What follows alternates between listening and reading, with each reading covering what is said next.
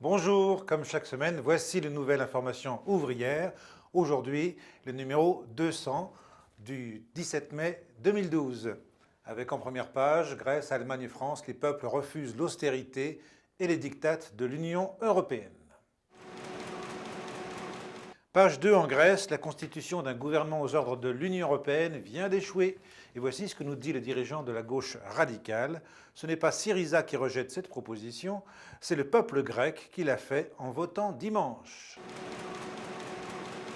En page 4, 43 000 signatures contre le nouveau traité européen pour qu'il ne soit pas ratifié. Et vous avez l'annonce d'un comité d'unité à Rosny-sous-Bois. En page 4, Laurence Parisot du MEDEF nous explique « Nous sommes tous, gouvernement, syndicats, patronat, dans le même bateau ». Et elle explique « L'approche de François Hollande sur le dialogue social correspond très largement à ce que nous préconisons depuis longtemps, sans commentaire ».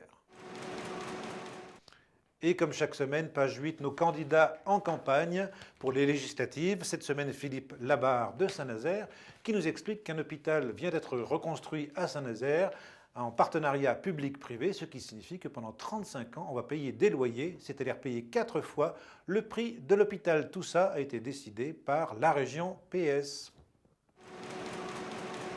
En page 10, Algérie, après les élections largement truquées, le Parti des travailleurs s'explique et déclare que plus que jamais, ce qui est à l'ordre du jour, c'est une assemblée constituante et appelle à la constitution de comités populaires pour définir les revendications.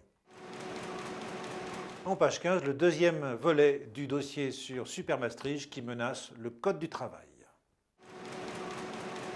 On en apprend de belles. Ikea faisait construire des meubles en RDA de 1970 à 1990 et il faisait travailler des prisonniers politiques, mais pour 10 fois moins que le salaire minimum. Aujourd'hui, il prétend que tout ça n'est pas vrai. Mais, ajoute-t-il, si ça avait été le cas, ça aurait été pour l'intérêt général. Quelle hypocrisie!